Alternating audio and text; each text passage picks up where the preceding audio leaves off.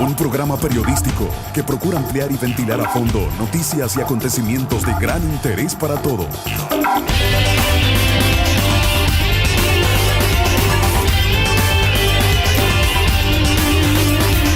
Ya con ustedes, Actualidad Semanal. Sean todos bienvenidos a Actualidad Semanal. Les saluda Karina Cooper y Héctor Cabrera. En el programa de hoy continuamos presentándoles la serie especial Retos y amenazas del futuro para la humanidad. En esta edición estaremos abordando el cambio climático, el calentamiento global y los terremotos en el mundo. De esta manera damos inicio a Actualidad Semanal. Hoy vivimos más años, pero nos enfermamos más. Descubramos a continuación cuáles son los principales factores de riesgo de salud en pleno siglo XXI. El siglo XXI representa dos grandes retos para la humanidad. Primeramente, somos más habitantes que antes. Segundo, la esperanza de vida ha aumentado. Esto trae como consecuencia que algunas enfermedades se expresen más que otras. Con respecto a los riesgos de salud que más están acabando con la población mundial actualmente, el doctor Rafael Lozano, profesor de salud global del Institute for Health Metrics and Evaluation de la University of Washington, destaca los problemas de hábitos y problemas metabólicos. Problemas de hábitos, por ejemplo, el consumo de drogas, el consumo de alcohol, problemas metabólicos, la elevada cantidad de glucosa en la sangre, el incremento de la masa corporal que se puede traducir en sobrepeso y obesidad. Todos estos factores están aumentando en los últimos 20 años, es decir, de 1996 a 2016. Entonces, el mundo tiene que responder a estos desafíos. La sociedad latinoamericana no se escapa de las estadísticas de la salud. En este sentido, el doctor Lozano explica cuál es el primordial padecimiento que más afecta a Latinoamérica. El principal problema de salud en América Latina es la cardiopatía isquémica. Sin embargo, este problema de alguna manera viene disminuyendo con el paso del tiempo. En contraste con la diabetes, que está también aumentando en América Latina y que no vemos la manera de controlarlo en el corto plazo. El profesor Lozano añade que otra enfermedad que está en aumento en América Latina es la enfermedad renal crónica, la cual es una pérdida progresiva e irreversible de las funciones del riñón. Es un problema en el que el riñón deja de funcionar por diferentes razones. De igual forma, el doctor destaca qué enfermedad podría convertirse próximamente en una epidemia. He estudiado mucho y todavía no se logra resolver la incertidumbre que hay alrededor de la influenza. Por lo tanto, yo podría afirmar que la influenza puede ser una potencial epidemia para el mundo y para la región en lo que va del siglo o en lo que sigue. Por su parte, el doctor David Hammer del Center for Global Health and Development y profesor de salud global y medicina global en Boston University, finaliza explicando si el mundo está listo o no para la próxima pandemia. Not fully. No completamente. Pienso que hemos aprendido muchas lecciones de los virus ébola y Zika. Por ello creo que estamos mejor preparados para comenzar a responder frente a una pandemia. Existe un equipo de diagnóstico de manera que somos más rápidamente capaces de operar y, en ciertos casos, hay una aceleración en el desarrollo de vacunas y en algunos casos de tratamientos.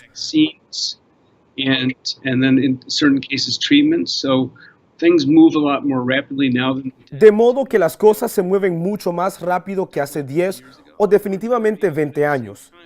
Pero al mismo tiempo, existen muchas fases para dar una respuesta de emergencia, lo cual incluye ir y proveer atención médica y tratamientos que requieren movilización de recursos y a menudo esto toma más tiempo de lo que se anticipa. And often takes more time than we anticipate. El exceso de peso es uno de los problemas de salud pública más difícil de nuestros tiempos. De acuerdo con la Organización Mundial de la Salud, en Latinoamérica, los 3 países con mayor índice de obesidad son Argentina con 26.7%, seguido por Chile con 24.8% y en tercer lugar México con 23.7%. En el siguiente informe hablaremos sobre la industria farmacéutica mundial y si esta podría o no estar tramando algo para enfermar a las personas. La salud pública en el mundo necesita urgente una modificación. Esta aseveración está relacionada con una reciente lista que publicó la Organización Mundial de la Salud, OMS por sus siglas.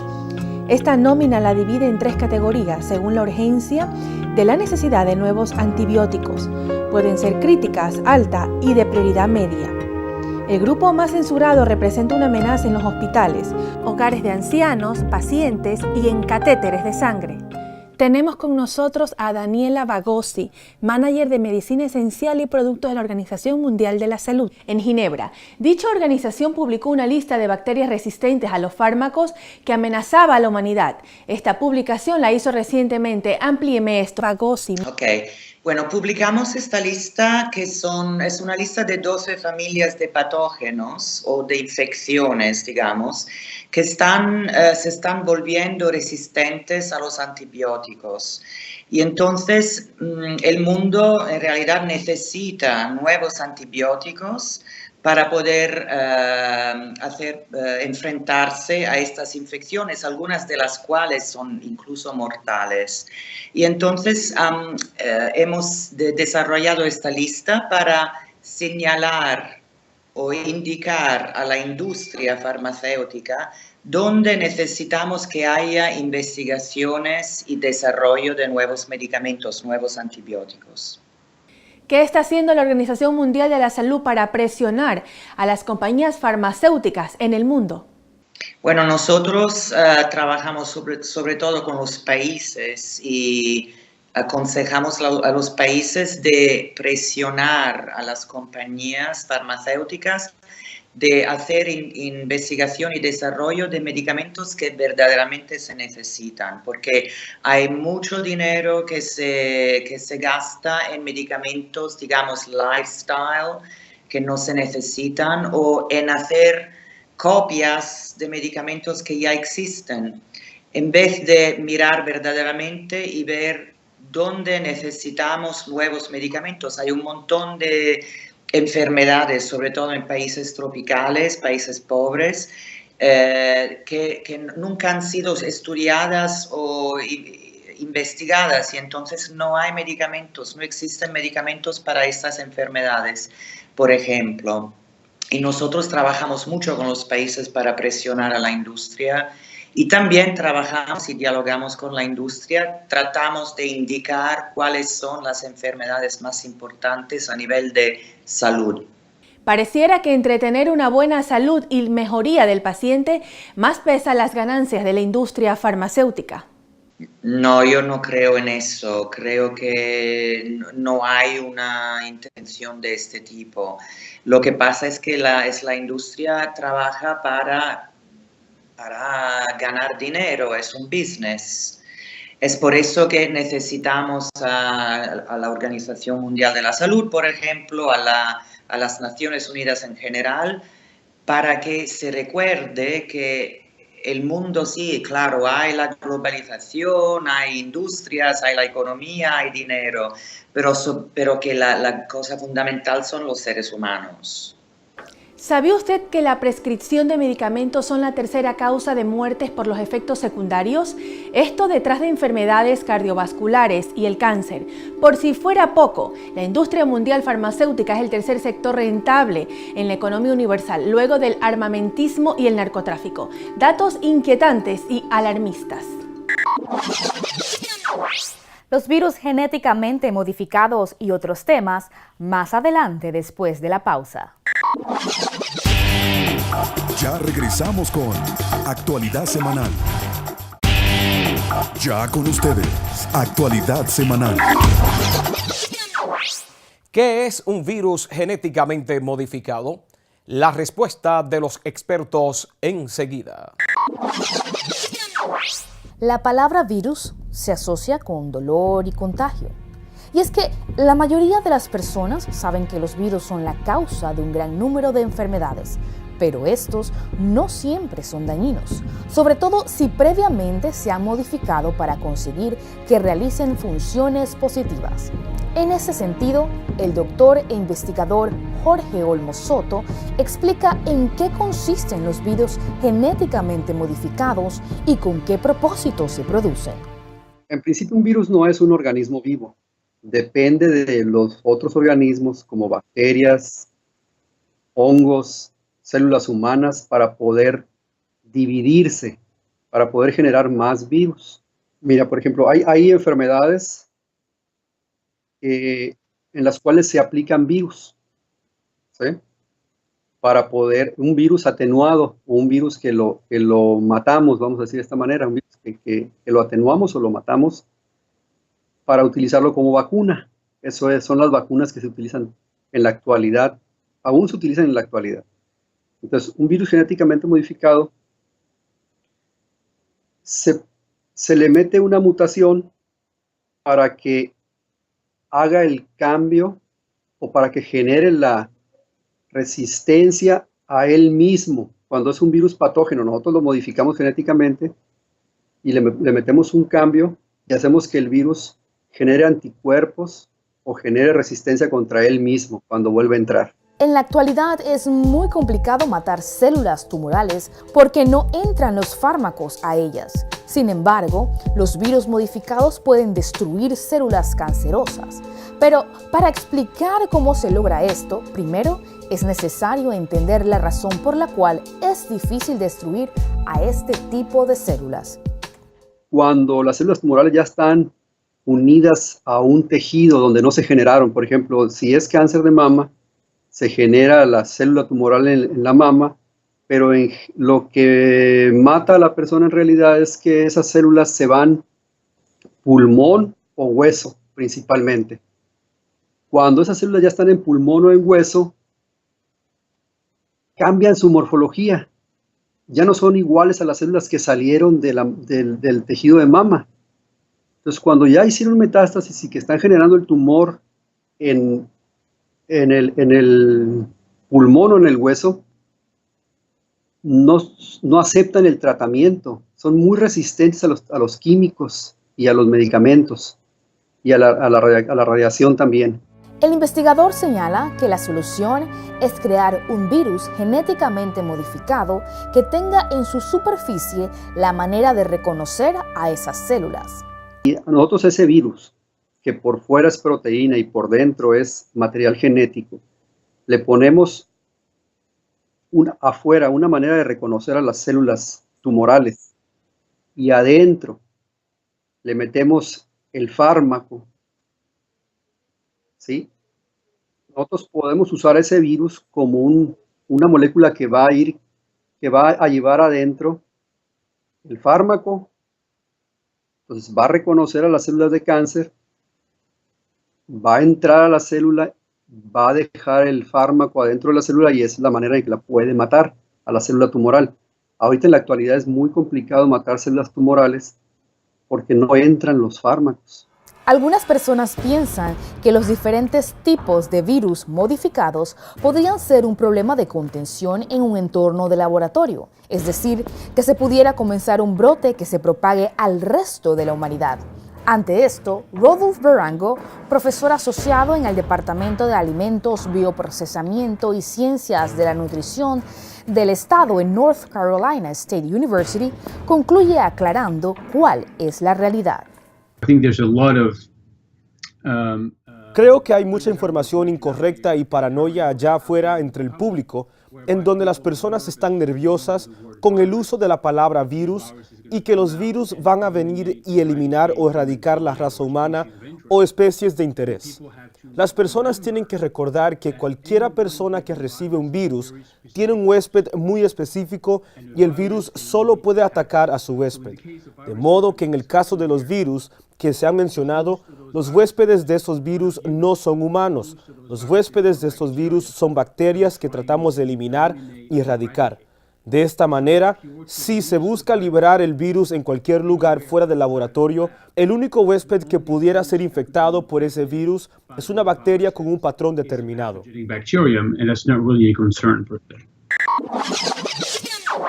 En el siguiente informe vamos a descubrir qué son las superbacterias.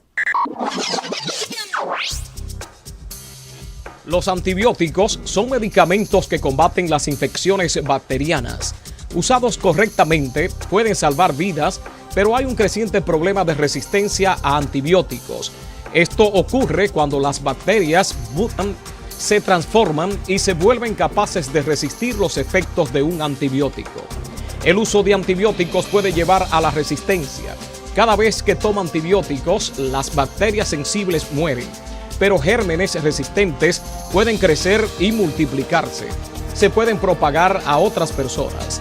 También pueden causar infecciones que ciertos antibióticos no pueden curar. Las ahora llamadas superbacterias son microorganismos que han desarrollado una multiresistencia a los antibióticos, incluso a los más potentes, que habitualmente se utilizan para el tratamiento de las infecciones que causan. La tasa de infectados es cada vez mayor y la responsabilidad está en el propio accionar humano. La doctora pediatra e infectóloga Joanny Márquez Clara, hablando de las superbacterias, nos dijo lo siguiente. Realmente las bacterias debemos de conocer de que estas son las causantes de enfermedades, o sea que tienen la facultad de ser patógenas porque causan enfermedades en nuestro organismo. Entonces estos microorganismos han desarrollado una multiresistencia a los antibióticos y esto es a lo que estaríamos llamando que son las superbacterias. Son bacterias que se han dotado y caracterizado por crear una gran resistencia ante el uso y abuso, o podemos decir uso indiscriminado de los antibióticos. Para los especialistas, el origen del problema no son los microbios, sino las acciones de las personas. Médicos, veterinarios, farmacéuticos, ganaderos y pacientes, todos tienen un grado de responsabilidad. El uso indiscriminado e irresponsable de antibióticos está provocando que surjan cepas multiresistentes de bacterias como la Klebsiella pneumoniae, que genera una letalidad por encima del 50%, similar a la del último brote de ébola, pero sin poseer atención mediática. La infectóloga doctora Joanny Márquez dijo que muchas personas están expuestas al sistema inmunológico, lo que le podría causar la muerte. Hay personas que, por ejemplo, con bacterias como tipo Klebsiella pneumoniae, que genera una letalidad por encima de un 50%, podrían estar expuestas a la mortalidad por la misma, y además de que al ella crear más resistencia y las bacterias hacerse más resistentes, bueno, pues las personas están mucho más expuestas, su sistema inmunológico no le permitirá responder y una cadena de situaciones que se puedan presentar puede traer la muerte. Según Peter Collinon, profesor de microbiología y enfermedades infecciosas de la Australian National University, las bacterias están por todas partes. La mayoría de ellas son inofensivos, a menudo son útiles y a veces causan enfermedad. Las infecciones bacterianas van desde algo suave, por ejemplo, infecciones del oído, hasta enfermedades potencialmente mortales, por ejemplo, meningitis y neumonía. Si esa bacteria es una neumonía causada por un neumococo, si es un estafilococo aureus resistente o no resistente, o sea, de acuerdo al patógeno, entonces será el tratamiento. Lo adecuado sería que toda aquella persona que padece una sintomatología, una enfermedad, acuda al centro de salud.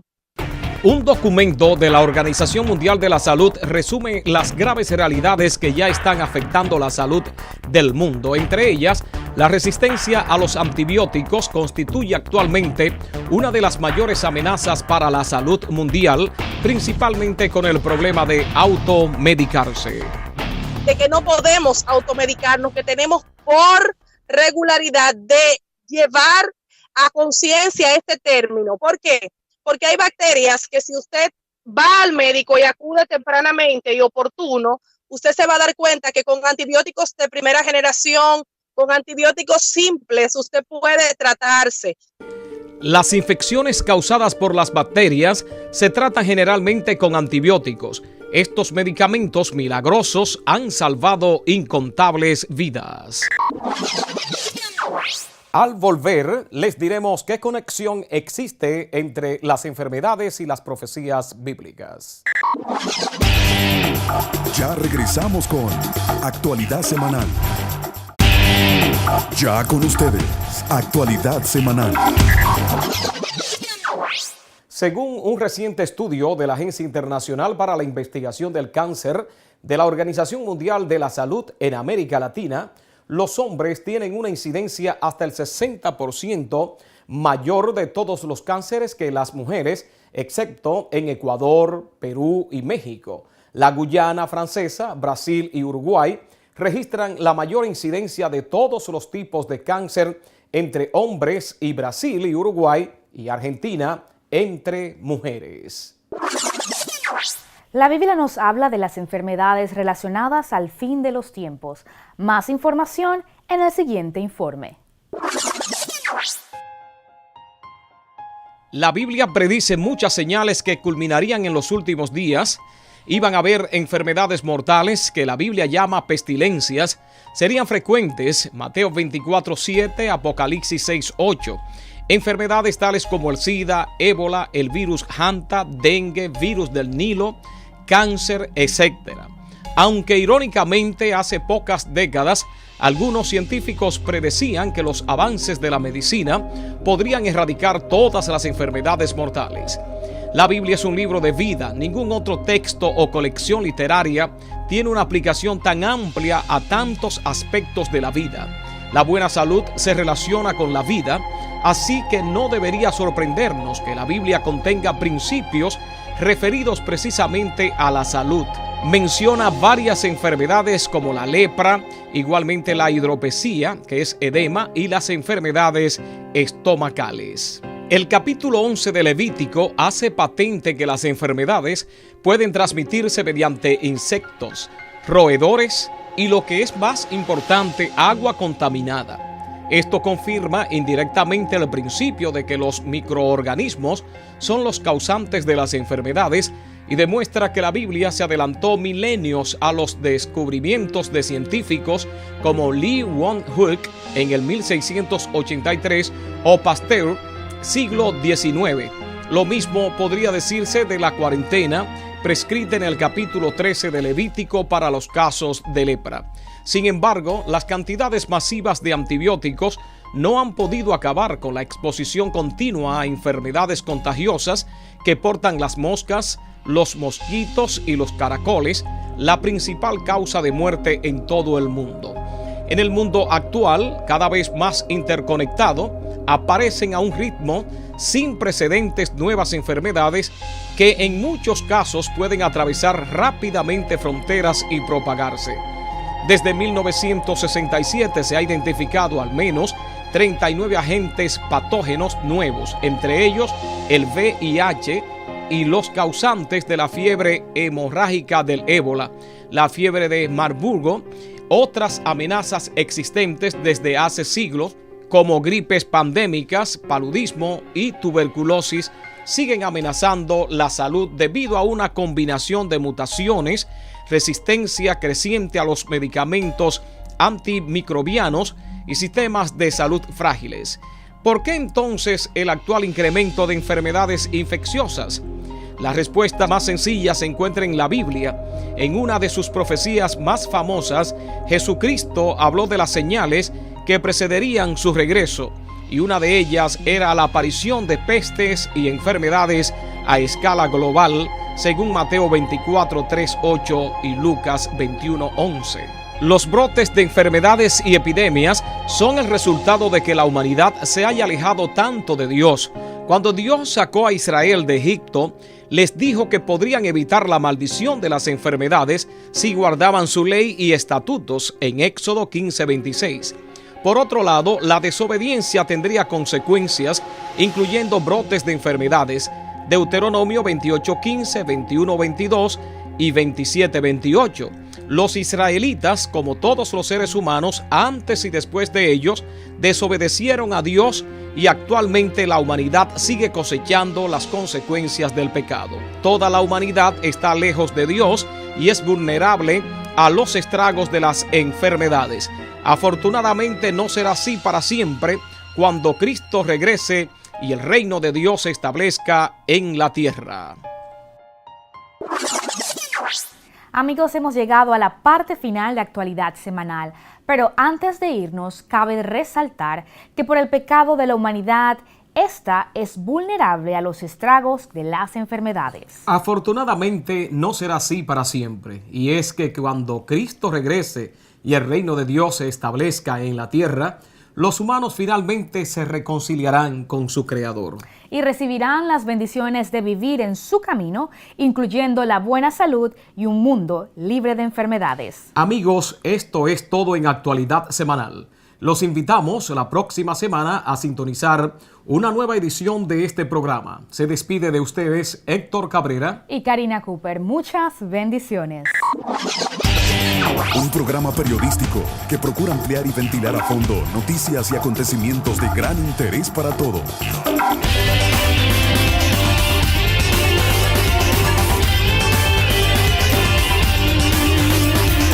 Ya con ustedes, Actualidad Semanal.